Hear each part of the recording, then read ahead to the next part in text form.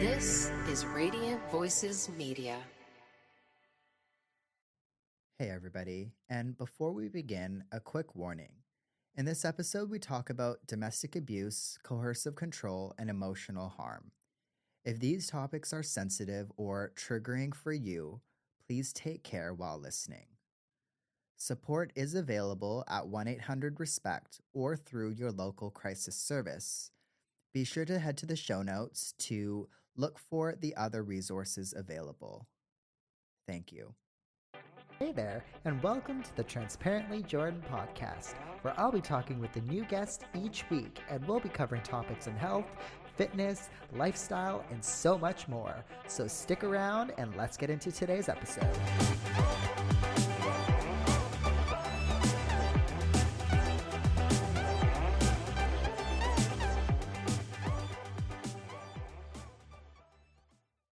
Alright, let's talk about supplements that actually earn a spot in my routine. Not hype, just results. I love the Tropica matcha because I love clean energy without the crash. But also I like how this matcha is smooth, it's not bitter, and I genuinely look forward to having it every day. There's also the pineapple creatine. Creatine isn't just for muscle performance, you guys. There is more research coming out about how it supports mental clarity, mood, etc., etc. If you train, think, move, breathe, you should be taking creatine, in my opinion. So definitely try this pineapple flavored creatine. It tastes amazing. At nighttime, I also love their beauty custard. It legit tastes like dessert and supports recovery while I sleep. It is collagen, so it's great for the skin, the hair, joints, longevity. Both men and women, everybody should be taking collagen. If you want to level up your routine and feel good from the inside out, Tropica delivers. You guys can use my code JORDSDAY10 at checkout to save yourself some money. That's JORDZDAY10 at checkout. JORDSDAY10. Alright, I want to talk to you about sunglasses made for runners by runners. That's why I wear Re Your Run sunglasses. Lightweight, zero bounce, and they stay locked in even when you are sweating through speed sessions, long runs, out in the sun, whatever it might be. They are stylish enough for daily wear, durable enough for race day, and just the perfect combo. Honestly, I love brands that get the sport, get the grind, and support the running community, not just the podium finishers. If you're serious about your run gear and want shades that perform as hard as you, go check out Re Your Run. Use my code Jordan10 to save some money and get yourself some stylish sunnies that actually perform and look good. Run smart, stay protected, look good doing it with Re Your Run Sunnies. Hey there, and welcome to the Transparently Jordan podcast. Today's episode is one that matters. It's an important, raw, and empowering conversation, and one that might be difficult for some listeners. So I just want to start by saying that there are resources in the show notes. If you listening right now is going through something and needs to discuss what you're going through or just find resources, be sure to head to the show notes. Take as much time as you need with this episode, and again, reach out if you need support. If you or someone you love has ever questioned what a healthy relationship really looks like, or felt confused about whether certain behaviors were loving or controlling, then this episode might be for you. When we hear the term domestic abuse, many people imagine physical violence, but abuse is not always loud, obvious, or visible. Sometimes it's quiet. It lives in the way someone speaks to you, isolates you, dismisses your reality, or slowly chips away at your confidence until you no longer can recognize yourself, leaving you feeling confused. It can look like love, it can feel like care, and it's what makes it so dangerous. and sometimes hard to identify when you're really in it. Today, I'm joined by my friend Leesa, who has been on the podcast before and who I am very proud to have on the podcast speaking about her journey, who is bravely opening up about her experiences with coercive control, a form of emotional and psychological abuse. Leesa didn't just wake up one day and suddenly see everything clearly. Her understanding came gradually through small moments, gut feelings, and gentle comments from people who cared, as well as anonymous messages. In this conversation, she shares her journey from confusion and self doubt to clarity, empowerment, and advocacy. We talk about the subtle red flags, the emotional push and pull that keeps people stuck, how coercive control operates, and the power of speaking out, not just for healing, but for helping others recognizing the signs in their own lives. This episode is not about blame. It's not about any particular person or people. It's about reminding anyone listening that abuse isn't always bruises. It can be charm followed by punishment, affection laced with control, and love used as a leash. Lisa's courage in sharing her story reflects one powerful truth.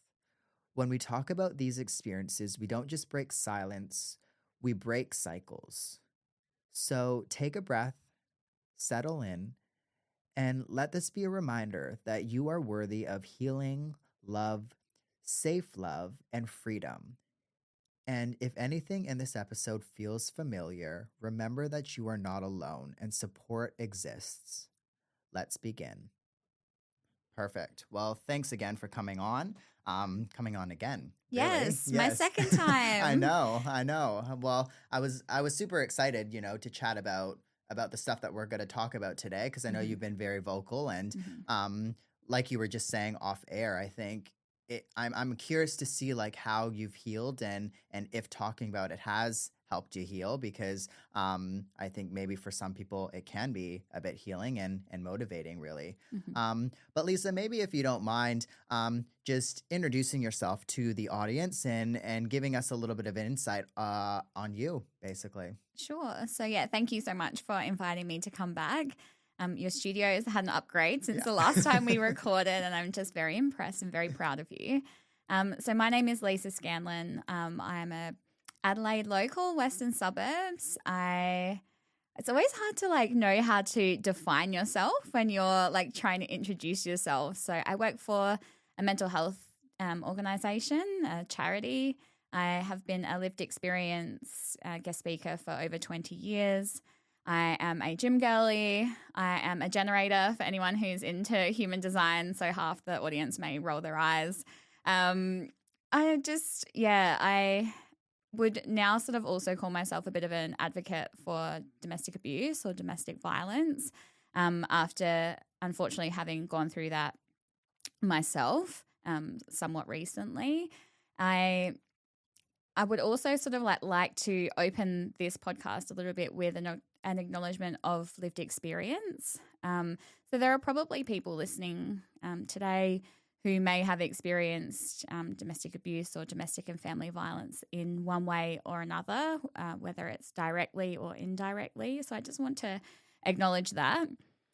I also want to just say as well, throughout this episode, I will probably refer to the victim survivors as women and the perpetrators as men, because that's my experience. But I just want to also say that I acknowledge that domestic and family violence occurs to all genders, both women and men and women and everybody else. I think the statistics are that it's 1 in 4 women within Australia will experience some form of domestic violence within their lifetime, and 1 in 14 men. So the numbers are really shocking, and I think it's really important that we're having conversation about it. Yeah, no, and thank you again for coming on and having the conversation about it, because I think, for the person tuning in right now, you might have experience or maybe you're just interested. So I'm sure Leesa, some part of this episode will go into resources and stuff like that. So you can definitely visit that out. But I think it's very brave for anybody to open up about this stuff. And I think for some people it takes maybe, however long it takes. But yeah, thank you. And hopefully you listening in right now will maybe get something from today's episode.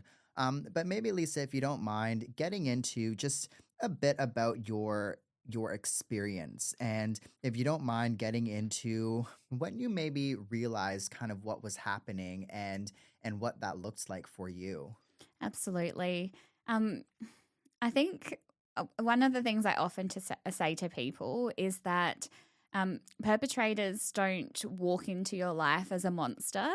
Usually what they'll do is ride into your life on a horse as Prince Charming. They'll come in as the man of your dreams. And so it was very confusing for me. And for a really long time, I didn't realize what I was experiencing was domestic abuse. Because this person, he came in and it was actually really wonderful. It was like, I finally felt like I had found my person. I felt very seen.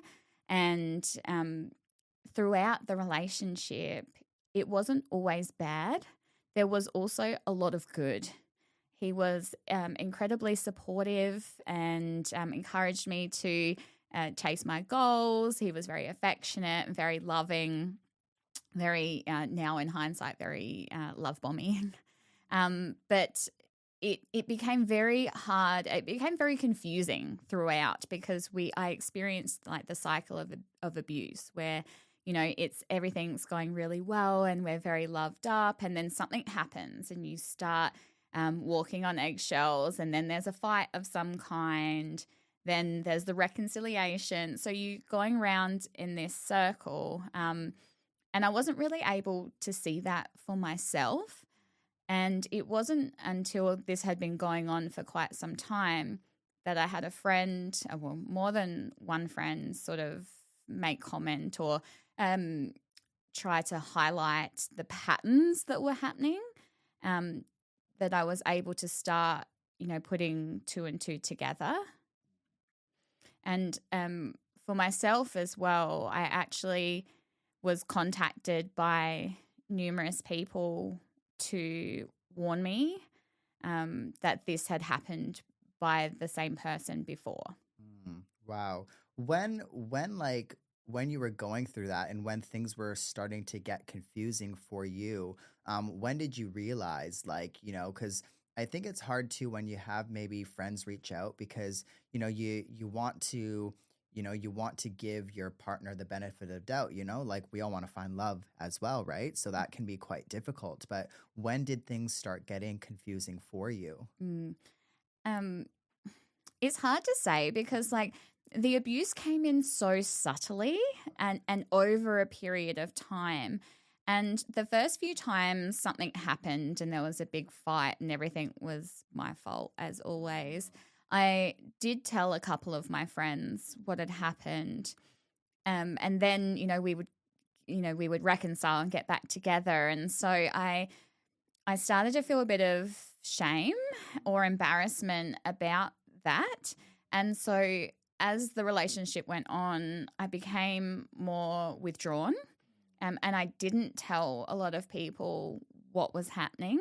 I became very selective about who I told about the fights or, when he would give me the silent treatment and disappear and I was in pieces, I would tell people who were not in my close circle. I had one or two people in an outer circle who felt, it's hard to explain, they felt more safe to tell. And it's not that the people in my inner circle weren't safe, but it was like if I tell them all the bad stuff, I can't take it back. Like these are the people that are my closest friends, and yet I didn't want to tell them what was happening because it was going to affect how they saw him. Yeah. And again, that's probably again, when you're going through that experience, I assume this is a person that you really like, and want to make work. So that's such a hard thing because, again, like if your friends don't like the person, like your partner, that's what are you going to do? You know what I mean? Like it's kind of like you go one way or the other way, and none of us want that really. Absolutely. And, when I was in it, I truly thought I had found the person I was going to marry. And that was the story and the picture he had created from very early on. I learned about a term called future faking. So, like, he learnt they learn your vulnerabilities and the things you desire the most in the world. And then they paint a picture of that's how it's going to be. So he knew I wanted to have a child. I went through the process of freezing my eggs last year. And so the story would get created of like how, he could see us with this child and very specific things. And so I was very much thinking I was in a relationship with someone I was going to spend the rest of my life with. So I didn't want the people closest to me to think badly of him. Yeah, no, absolutely. Like even because friends for a lot of us are part of family as well, right? Absolutely. And you don't want, let alone your family to look down on your partner or whatever, because that's just going to strain. And you see so many examples, or you hear so many examples of this person doesn't get so on with this person in a family, and weird family dynamics, and nobody wants that in their own family. So Absolutely. I can only imagine. But I think what's also sometimes when we think of domestic violence and abuse, we think of more the physical stuff, but it can be emotional and it can be psychological. Or what kind of emotions were you going through at that time? Yeah, and I think that's a really good point to make. And no one's out there saying that like one type of abuse is better or worse than the other. They're all bad. But in my experience, and I think this is why I found it hard to name what I had been through abuse, because it never hit me. It never yelled at me. It never made me feel unsafe when I was in the relationship. But the other side of things, the psychological side of things, were horrible. So, I've already mentioned the love bombing. There was a lot of manipulation and gaslighting. So telling me that I hadn't told them certain things when I knew that I had. And over the course of the relationship, it made me feel like I was starting to lose my mind. And there were things like, in the beginning during that love bombing stage, there would be comments about how wonderful certain things about me were. And as the time went on, it would turn around and be like he would use those things against me. So I was kept in this confused state where I started to second guess myself and everything I knew about who I was as a person. I know. And like, I guess like too, I can't even imagine, like you can only imagine what somebody like that is going through. But like you thought, you mentioned, sorry, earlier that you had some friends reach out to you and talk about some patterns that were coming up. What did that feel like, and what were those conversations like for you? Yeah, I'm very, very lucky. I'll say I have an incredible support network around me and some incredible friends. And as you mentioned before, often friends are like family, and that is very much how I feel. So I have a couple of friends in particular. Towards the end of the relationship, I had started to open up a little bit more to a few people, and they were just so wonderful and was such a great part of my ability to leave. And what they did was just sort of point things out or just highlight different patterns that they had noticed. And just sometimes hearing somebody else like say it to you and hearing it in somebody else's words can make a huge difference, because we become very good at like downplaying what's happened to us. And I used to always think, oh, was it that bad? And I remember saying that to one of the girls, and she was like, yes, it's that bad. And she helped me name it. So she would say, like, Leesa, what you're experiencing is actually domestic abuse. And having someone say that to me was quite confronting at first, because I don't think I had really put that together in my head, because what I was experiencing was coercive control. And we've heard that word more and more, I think, over the last 12 months as new laws come in. But had it not been for people having the ability to say something, and people can be scared to do that, but I'm so grateful that I had people who loved and cared about me enough and had the courage to bring that up. The other thing that was really helpful around that time was I actually was contacted by people anonymously to warn me about this person and things that had happened in the past. And so being able to realize that it was a behavioral pattern helped me to be able to be like, okay, it's not me. This is something that they're doing by choice. Because like you were saying, like we always are a bit harder on ourselves, right? We don't think, and I think that's the like control and being in an abusive relationship, that's the last thing that runs through our mind. Sometimes too, like I know me, for example, I haven't been in a long-term relationship for years. So like, you know, sometimes you could think, oh, well, maybe this is normal, you know, like I've been out of this for so long. And I think also too, like I'm interested to learn what those experiences with those friends were like for you, because I think sometimes people can be quite defensive and, you know, defend the partner, or, you know, again, like maybe it comes from embarrassment, or maybe it comes from, again, that shock. At the same time, I can't speak to that, but like, what were those conversations like for you? Was there any defense mechanisms there, or how did you kind of respond? I think it's really interesting what you said there about like knowing what is normal, because that was actually used against me as well. So I was told like, you know, that's not normal. So sometimes perpetrators will try to define what is normal whilst they're manipulating you.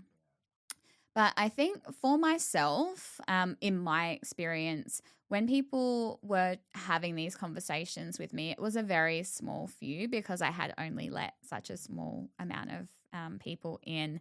I don't believe I was defensive. I think I was fairly open to hearing what people had to say.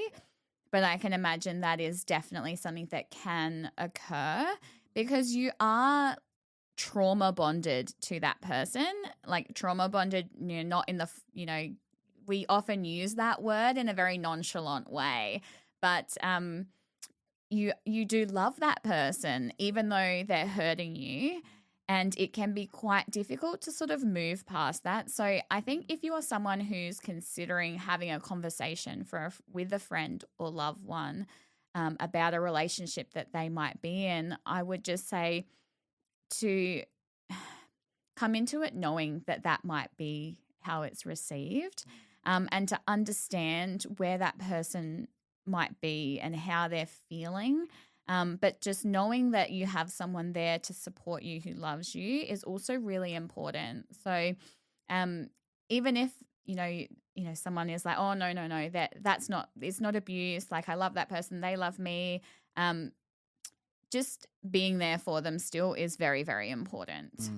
How were you through that time and your experiences with maintaining relationships with other people? Like, what was that like for you? Because sometimes it can be, I think you hear stories of people that, you know, might lose relationships, like friendships or things like that. And then it's harder, you know, when they come out of that. So how is it like to maintain relationships during the whole experience? Because I know, like, you know, you gave the examples of you've only told select people, right? And I think for whatever reason, like you felt safer with certain people and whatnot, but how was it like, I guess, the relationships during this whole period? Again, I think I'm very grateful for the network of people that I have. So I didn't feel as though I lost any relationships during it, or I don't feel like they were affected in a negative way.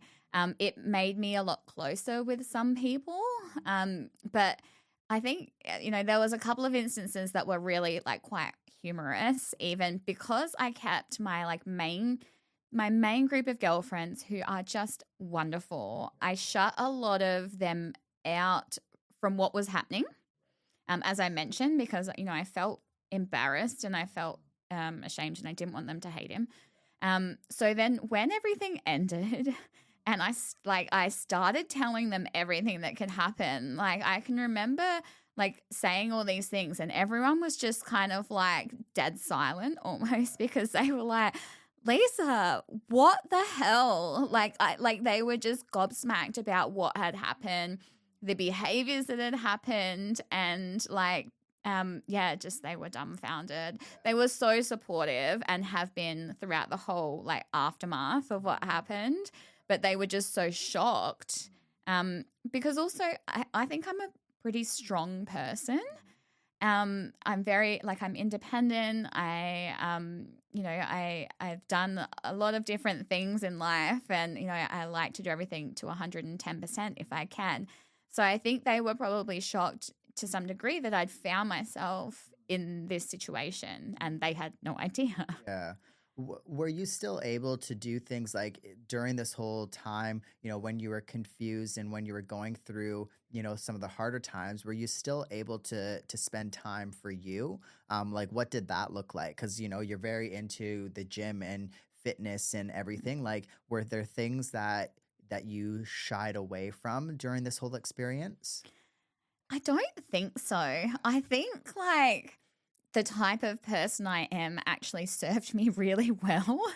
And when things ended and I had managed to exit out of that relationship was probably the time at which my mental health was at its worst. Now, at that time as well, I was going through a bodybuilding prep. And so I actually think that saved me from drowning at the time. I think that if I didn't have that bodybuilding prep to, navigate. So if anyone has no idea around a bodybuilding prep, you are in a calorie deficit and you have a lot of output to get through. So that 20 weeks or however long it is very structured.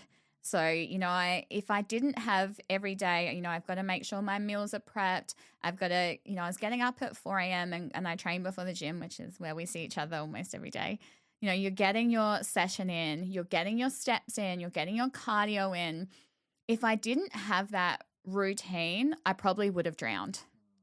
And so, if it had been my first prep, maybe that wouldn't have been the case. But because I'd done a prep a few times before, I'm so grateful that I had that to keep me going through that time. Okay. What was the turning point for you then? So, what was the point where you were that made you, I guess, want to get out of that situation? I think it was a culmination of things. There'd been quite a few fights that were ridiculous in hindsight. And I think a few people had started to speak up at this time, like friends. And there was this very bad period and I was being kept in fight or flight mode for weeks because if you're confused and you're tired and you're upset, you're easier to control. And so things were just compiling and compiling and compiling. And it got to the point where it had started to affect work. I managed to keep prep going, but work was starting to suffer priorities. And I had gone in to speak to our HR lady about it. And when I'm thinking about her right now, I just have so much love because I was relaying to her, and we knew each other, but not particularly well. I was relaying to her what was going on. And I can just remember her looking at me and she's like, you need to get out. You need to leave this. She was very and all in a loving way, but she was just so very matter of fact that it gave me the little push I think that I needed to be nah, I can't do this anymore. It was I couldn't function throughout the day when I was at work because I didn't have I don't know how, it's so strange, and anyone who has worked with me is going to be like, oh, okay. But that was the time where I had too much time on my hands, I guess. So having her say those things to me as a completely impartial person, I guess just gave me that nudge. And she and I discussed that I could actually use domestic violence leave, which is something that a lot of people don't know about. And it's something I didn't know about it. I didn't know about it until I needed to use it. And so within Australia, you have access to 10 days of domestic violence leave per year, separate to your, sick leave or carer's leave. Well, that's good to know, I think, for a lot of people. Maybe, like, again, like, this kind of stuff is not spoken about a lot, right? So little things like that, I think, is very important for people to... I can only imagine, again, if you're needing to go to work 9 to 5 or whatever your hours are, full time, we work whatever hours we do per week, like, to have something else like that just in the back of your mind all the time, I can assume, like, I can only imagine how it affects your work, really. Yeah. What was it like for you? Because you gave us the example of people reached out to you on social media, people that you didn't know, really. What was that like for you when you went through that experience? It was really interesting. So I initially had somebody contact me anonymously to warn me. So that was kind of the first time that happened. Then once the relationship had ended, I started talking about my experience on my social media for a few reasons. It was cathartic for myself, but also I was sharing a lot of good that was happening on my social media, and it felt very inauthentic for me to not be showing what was happening on the other side of things. So I started to share. And as soon as that happened, it's like the floodgates opened, and I had so many women reach out to me, women who had dealt with that person, but also with, their own stories. And I mean, it was heartbreaking, but it was incredibly validating. Validating may not be quite the right word, but for the first time, I felt like I wasn't going crazy in a way. So people were sharing stories of similar things that had happened in their own relationship. And so I was like, okay, it's not me. But yeah, it was a very interesting part of the journey for sure. And I guess having even though it's on social media and whatnot, you might feel a bit more supported in a sense because you know that other people are going through or have gone through similar experiences. What was that turning point for you, to get vocal and to go? Because I understand, if you're a lot of us, we only share the good on social media, and I understand, it's important to maybe share the negative if that's what you're going for, but what got you wanting to start sharing those negatives? I think because I've been a mental health advocate for such a long time, I've been able to see in the past the power that there is in connection. So, sharing a story and having somebody resonate with that has so much power in healing for both parties, for sure. And especially around a topic like domestic abuse, where, historically we don't talk about it. And so it just feeds into this loop of there being no progress, I guess. So, sorry, I was going somewhere with that.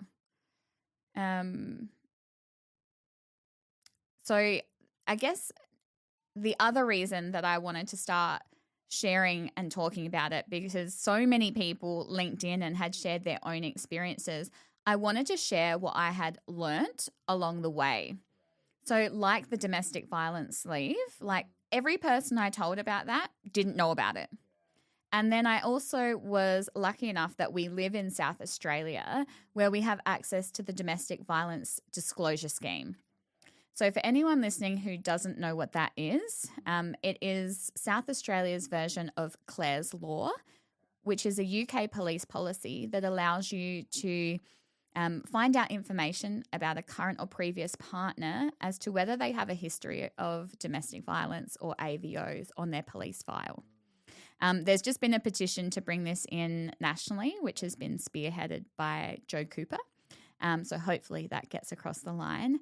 But I wanted people to know that, like, right now in South Australia, you can access that information to help keep yourself safe, because we know statistically that the most dangerous time for a woman when she's leaving the domestic violence relationship. So when she's leaving and just after. So if you can get information about potentially the history of this person, you can keep yourself safe better. Thanks for sharing those things, because again, like you were saying, people won't know about these kind of things and accessing that information unless people like you or whoever, speaks about it, because it is still a very taboo topic, all of this, right? And I understand it's a very uncomfortable, and you can only talk about it if you are open to talking about it. And yeah, I understand not a lot of people want to talk about it, which is totally fair. What kind of things, like, when it came to sharing your experiences and going through this healing journey, what kind of things, when you reflect on your whole experiences, have you learned about this whole kind of thing that you've gone through, basically? I think for myself, the biggest thing that I will take with me into my next, relationships and dating is to listen to my intuition. Because there were several times, especially in the early days of the relationship, where I didn't listen to my gut. And I don't blame myself for what happened, but I think I've just got a newfound appreciation for the fact that my body internally knew something wasn't quite right. I also, I don't want to take with me that, everyone, this is going to be my experience always in dating, because, it's not everybody out there who is a perpetrator of domestic abuse.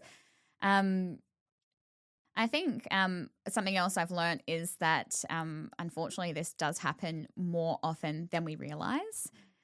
As we've mentioned, people do keep it quiet, and I hid it for a long time. So just that it's really important to be there for our friends as well. So if you do notice some of the red flags or warning signs, to just have a conversation with your friend. Don't expect that they're going to turn around and be like, fine, I'm leaving them, and it's going to be that easy, because it's not. But I also think, some of the red flags or the warning signs that you might look out for, which some of these I've mentioned already. So things like love bombing, things like gaslighting and manipulation, which can be quite hard to see, especially when you're in it, which is why a step out can be quite helpful. Things like moving the relationship very quickly is another one as well, or trying to isolate you from family and friends. And this isn't always done in an obvious way either. So it might not be someone saying, I don't want you to see your friends, but there might be consequences every time you do. You might get the silent treatment after you've been out, or wearing particular clothing, for example, or tracking where you are, or constant, communication throughout the day. Now, I'm not saying that if somebody does some of these things that they are a perpetrator of domestic abuse, but they're just some things to look out for. Another one that I wish I'd listened to a little bit closer was the inference that all the exes prior to me were crazy. And someone always being the victim in every story, and the woman in every story always being the one in the wrong. So again, these things weren't overt. They were subtle things in conversation over time. So it's easy for me now to look back and be able to pick those things out. But at the time, obviously not so easy. Yeah, absolutely. What about relationships with males? How was that like for you? I have a lot of male friends, all very platonic, because when I think of friendship, I don't think of gender. This is just another human being, and we connect. And in the early days of the relationship, it became very evident that that wasn't okay with my perpetrator. And I found that very hard to deal with, but it just kind of got swept away, I guess. You know, I probably did pull back from some of my male friendships, which I feel disappointed in myself for doing. And that was a huge indicator at the time that something wasn't quite right. But yeah, I guess because in the moment I got swept away and thinking that I'd found my person, that as I mentioned, I chose to ignore some of those things. Yeah, absolutely. What other things have you learned recently when it comes to awareness for people out there? Like what are some resources, you know, the listener right now can go and find things for them? So as I was starting to realize what was happening and I was trying to exit, actually content creators were a huge support system for me around education. So there are a couple in particular that I always refer people to. So one of them is, and these are Instagram handles. So one of them is Beyond the Bruise. There's another one, her name is Claire Auden. And the third one is, excuse my French, but Fuck Trauma. So, and a fourth one. Fourth one is a podcast by Alexis Fernandez called Do You Fucking Mind? Sorry, I've sworn twice in 30 seconds. She has an episode on narcissists that I listened to probably 20 times. It would finish and I would start it again. So it was about educating myself. Like I said, I didn't realize what was happening. And now I've found all this content that's showing me, okay, actually what you went through is a very common behavioral pattern of domestic abusers. And so that really, really helped me in the initial stages. Then, as I mentioned, we are really lucky in South Australia to have the Domestic Violence Disclosure Scheme. So you can access that information to help keep yourself safe. Domestic violence leave, everyone should know that they have access to this. 10 days additional to your sick leave.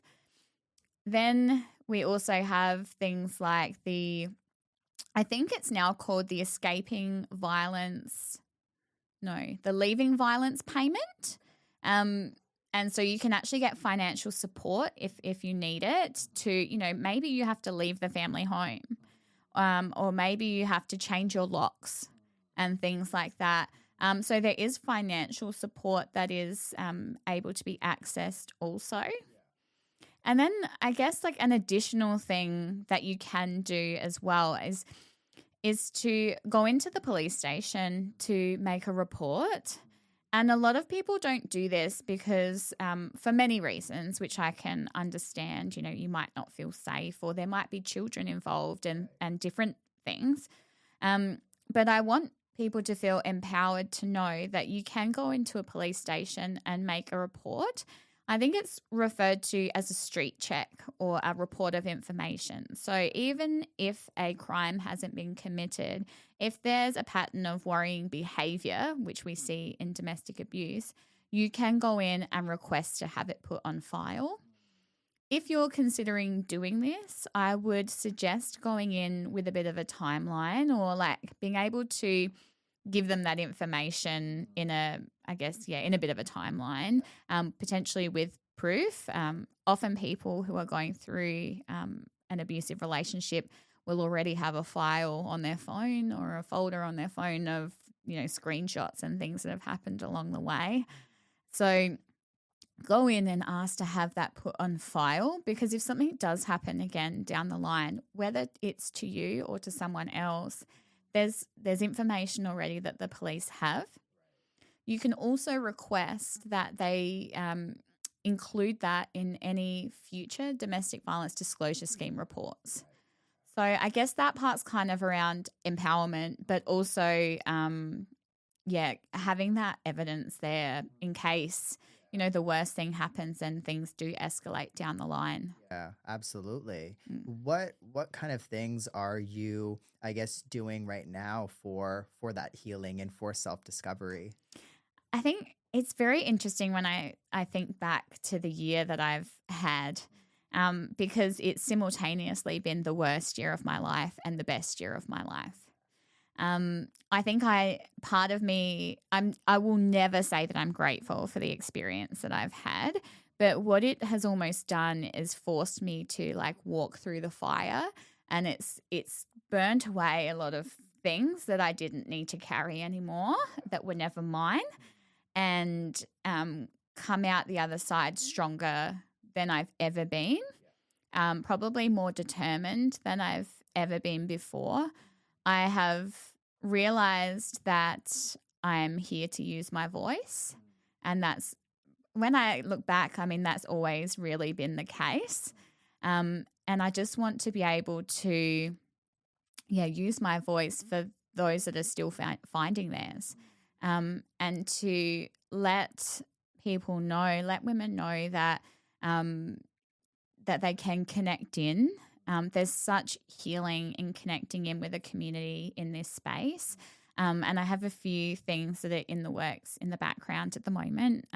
They're a little while off, but like I just really want to bring love to a community that has, walked through something pretty bad, and let them know that they're not alone. Because I think too, like, like you were saying, and like we were saying, is a lot of times like we don't know exactly how many people are going through something like this. Mm-hmm.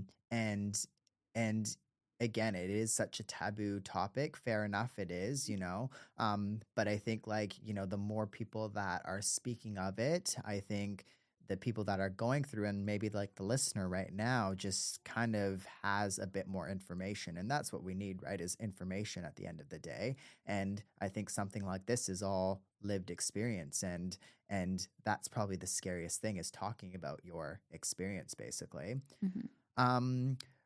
Leesa, where can people find you, and where can people, I guess, maybe reach out to you? Mm-hmm.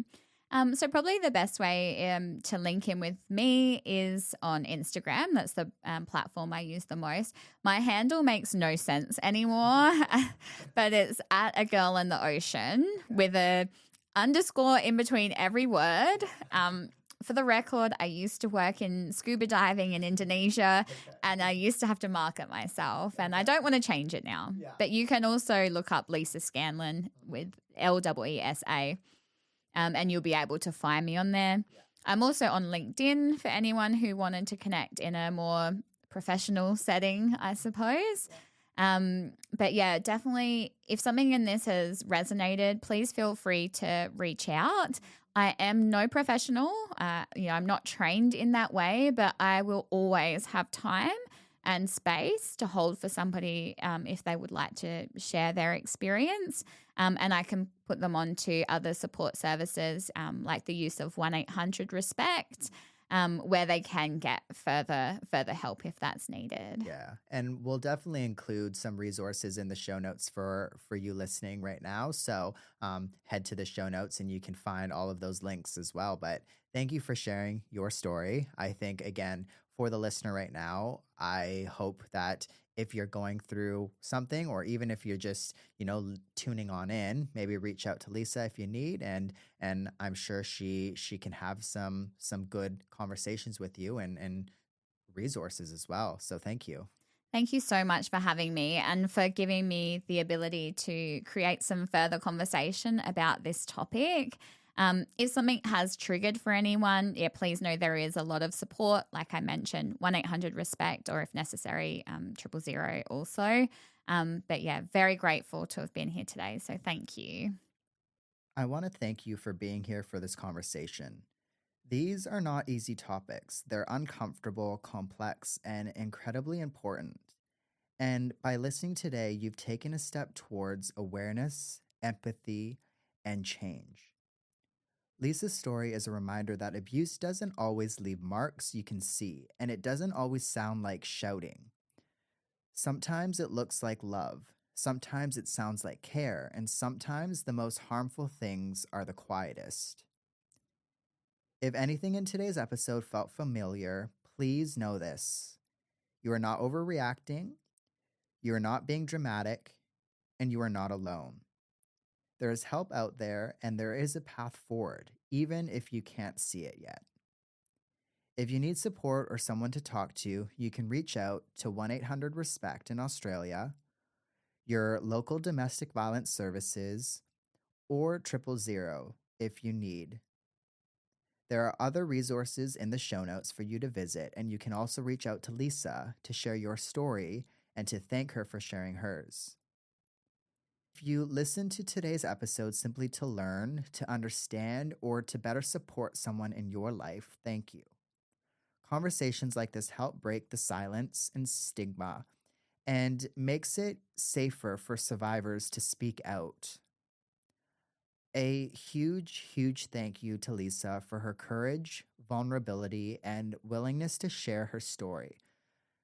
Not to reopen wounds, but to help someone, somewhere, recognize their story.